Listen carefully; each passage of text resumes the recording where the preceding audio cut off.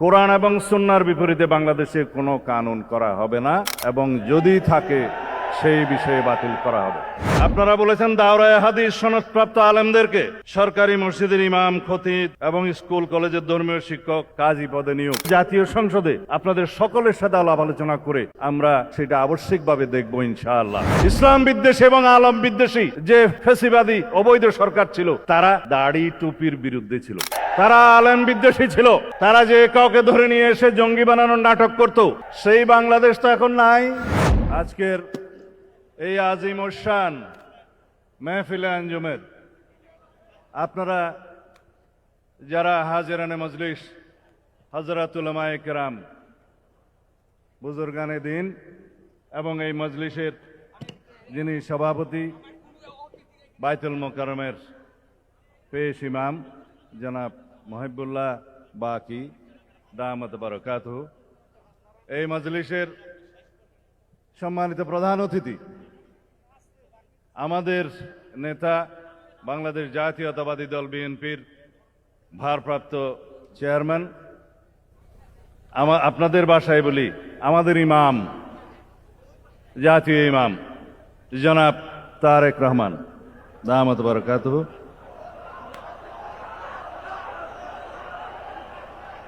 হাজিরানে মজলিস ও নাজরিন, আসসালামু আলাইকুম ওয়া রাহমাতুল্লাহি ওয়া বারাকাতুহু। আমি খুবই সংক্ষিপ্ত বক্তব্য দেব। আপনাদের দাবি দেওয়ার বিষয়ে আল্লাহ রাব্বুল আলামিন আমাদেরকে যদি রাষ্ট্র পরিচালনার দায়িত্ব দেন, রাষ্ট্রীয় ভাতা ইত্যাদি কি হবে আমার নেতা কথা বলবেন। আমি শুধু আপনাদের এখানে কিছু কানুনি বিষয় আছে, ওনার সুবিধার্থে আমি কয়েক মিনিট বিশ্লেষণ করে তারপরে বক্তব্য শেষ করব। আপনারা এখানে যে 7টা দফা দাবি দিয়েছেন, তার বিষয়ে যদি আমরা একটু বক্তব্য না দেই, আপনাদের দিলের তামান্না পুরা হবে না। সেই জন্য বলছি, আপনারা 1 নম্বর বলেছেন রাষ্ট্র পরিচালনার ক্ষেত্রে ইসলামী শরিয়াকে সর্বোচ্চ গুরুত্ব দিতে হবে এবং আপনারা ভিন্ন ধর্মাবলম্বীদের ন্যায্য অধিকার নিশ্চিত করার কথা বলেছেন, খুবই ভালো করেছেন। আমরা গণতান্ত্রিক রাষ্ট্রে আধুনিক রাষ্ট্র পরিচালনার যে ধারণা, সেই রাষ্ট্রের সকল নাগরিকদের, ধর্মাবলম্বীদের, ধর্মবর্ণ সকলের অধিকার, আচার অনুষ্ঠান নিশ্চিত করার দায়িত্ব অবশ্যই নিতে হয়। সাংবিধানিকভাবে আমাদের অনুচ্ছেদ 28 এবং 41 আপনারা দেখবেন, সেই আচার অনুষ্ঠানের স্বাধীনতা, উপাসনালয়ের স্বাধীনতা এবং ধর্মের ভিত্তিতে যে বৈষম্য করা যাবে না, সেগুলো নিশ্চিত করা আছে। বিষয় হলো সেটা বাস্তবায়ন করতে হবে। আমরা ইনশাআল্লাহ সবসময় আমরা বলে থাকি, আজকেও পুনরুচ্চারণ করি, কোরআন এবং সুন্নাহর বিপরীতে বাংলাদেশে কোনো কানুন করা হবে না এবং যদি থাকে সেই বিষয়ে বাতিল করা হবে ইনশাআল্লাহ।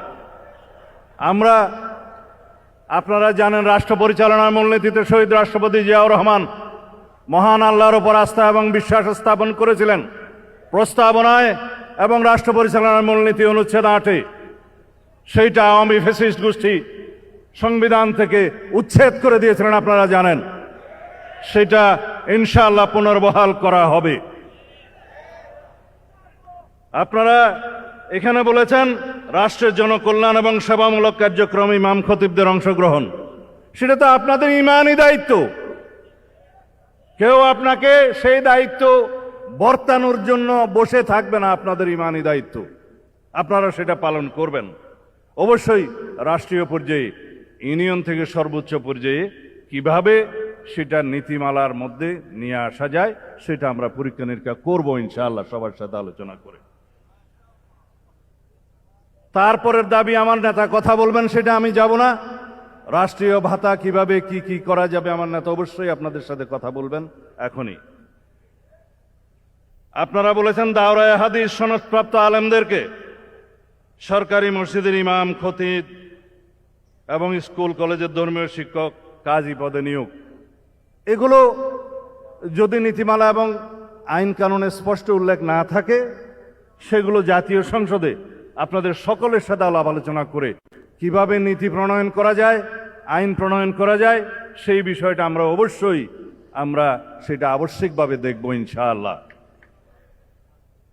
এখানে তো তালি দেওয়ার কোনো মাহল নয়, সেজন্য আপনারা অন্তত মারহাবা বলতে পারেন।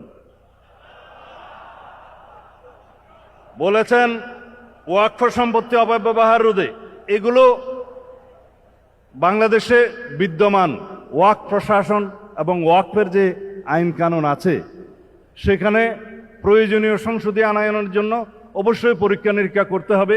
এখন এখানে যদি আমরা কোনো কিছু বিষয় বলি অথচ আইনে ইতিমধ্যেই আছে, সেই বিষয়টা অশুদ্ধ হয়ে যাবে। এখানে যেহেতু ওয়াকফ এস্টেট এবং ওয়াকফ সম্পত্তি এটা ধর্মীয় আইন, এটা কিভাবে সুচারুরূপে পরিচালনা করা যায়, বাস্তবায়ন করা যায়, সেখানে ধর্মীয় নেতাদের, ইমাম খতিবদের কিভাবে অংশগ্রহণ নিশ্চিত করা যায়, সেটা অবশ্যই দেখা হবে ইনশাআল্লাহ। তারপরে আপনারা যেটা গুরুত্বপূর্ণ যে কথাটা বলেছেন, উপযুক্ত প্রমাণ তদন্ত ছাড়া ইমাম খতিব, মুয়াজ্জেম এবং কোনো আলেমকে গ্রেফতার করা যাবে না। কিন্তু অন্য কাউকে কি গ্রেফতার করা যাবে? উপযুক্ত তথ্য প্রমাণ ছাড়া, প্রাথমিক তদন্ত ছাড়া রাষ্ট্রের কোন নাগরিককে গ্রেফতার করা যায় না। ইমাম খতিব তো বহুত দূর কি বাত। কিন্তু আপনারা দেখেছেন বিগত আওয়ামী ফ্যাসিস্ট, ইসলাম বিদ্বেষী এবং আলম বিদ্বেষী যে ফ্যাসিবাদী অবৈধ সরকার ছিল, তারা দাড়ি টুপির বিরুদ্ধে ছিল, তারা আলেম বিদ্বেষী ছিল, তারা যে কাউকে ধরে নিয়ে এসে জঙ্গি বানানোর নাটক করত। সেই বাংলাদেশ তো এখন নাই। বাংলাদেশের গণতান্ত্রিক নবযাত্রা শুরু হয়েছে। এখানে আমরা সবাই হামসফর, আমরা সবাই একসাথে থাকবো ইনশাআল্লাহ। এই দেশে আইন কানুনের ব্যত্যয় ঘটিয়ে কোনো বেআইনি কাজ কাউকে করতে দেয়া হবে না ইনশাআল্লাহ। তারপরে একটি দুইটি কথা, যেমন ধর্মীয় ও নৈতিক শিক্ষক নিয়োগের ক্ষেত্রে প্রাথমিক পর্যায়ে, সেটা আমরা ইতিমধ্যে আমার নেতার সাথে কথা বলে একটা অনুষ্ঠানে আপনাদের সামনে ঘোষণা দিয়েছিলাম। নৈতিকতা, ধর্মীয় এবং নৈতিক শিক্ষক নিয়োগের ব্যাপারে প্রাথমিক পর্যায়ে এটা অবশ্যই ইনশাআল্লাহ আমরা দেখব। আমরা সেই ঘোষণা আরেকটি মজলিসে আপনাদের সামনে দিয়েছিলাম। তারপরে যে বিষয়গুলো সামনে আছে, আমি বিতর্ক হোক সেরকম কোনো বিষয়ে যাব না। আমরা সবাই রাসূলুল্লাহ সাল্লাল্লাহু আলাইহি ইসলামের মদিনা ইসলামে বিশ্বাস করি এবং আমরা বাংলাদেশে যত ফিরকা ফিতনা আছে এগুলোর অবসান চাই। অবশ্যই আপনারা সম্মিলিতভাবে সেভাবে কাজ করবেন। কোন রকমের যাতে রাজনৈতিক বক্তব্য, আপনারা যে মসজিদের ইমাম, আমরা এটাকে দিন এবং দিনিয়াতের চর্চা কেন্দ্র হিসেবে প্রতিষ্ঠা করেছি। আল্লাহ রাব্বুল আলামিন রাসূলুল্লাহ সাল্লাল্লাহু আলাইহি ওয়াসাল্লামের মাধ্যমে সেটা শুরু করেছেন, প্রতিষ্ঠা করেছেন। এখানে আমরা যেন দুনিয়ার কোনো কার্যক্রমকে প্রশ্রয় না দিই, আপনারা সবাই খেয়াল রাখবেন। আমরা যেন মসজিদকে, ইমামদেরকে, খতিবদেরকে বিতর্কের ঊর্ধ্বে রাখি এবং থাকি, সেটা আপনারা মনোযোগ দিবেন। রাজনৈতিক চর্চার জন্য বহু কেন্দ্র আছে, যাতে কোনো বিতর্ক না হয় সেভাবে আপনারা দয়া করে এই বিষয়টা খেয়াল রাখবেন। আমরা বাংলাদেশের রাষ্ট্রের কাছে অনেক কিছু চাই, আপনারা রাষ্ট্রের কাছে অনেক কিছু চান, কিন্তু রাষ্ট্র পরিচালনার মধ্যে সবচাইতে মূলনীতি হওয়া উচিত আমরা রাষ্ট্রকে কি দিতে পারি। দেশের নাগরিকগণ, বাংলাদেশের সকল জনগণ রাষ্ট্রকে যদি নৈতিক সমর্থন, আইনি সমর্থন এবং রাষ্ট্রকে সুচারুরূপে পরিচালনার জন্য আমরা যদি সহযোগিতা করি, সেটা হবে আমাদের সর্বোচ্চ দেয়া।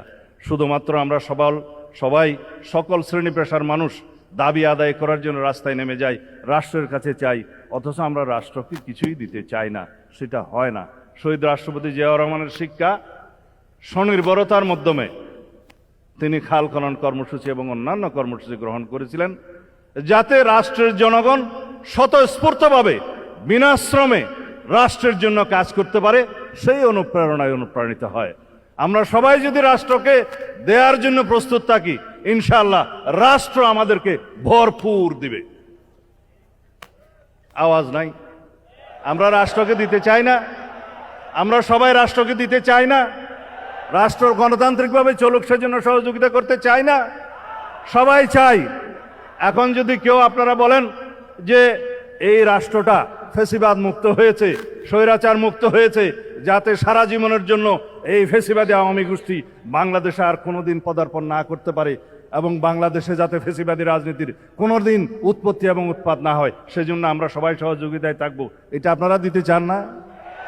ইনশাআল্লাহ। নসরুম মিনাল্লাহ ওয়া ফাতহুন করিব। আবাশশিরিল মুমিনিন। আসসালামু আলাইকুম ওয়া রাহমাতুল্লাহি ওয়া বারাকাতুহু।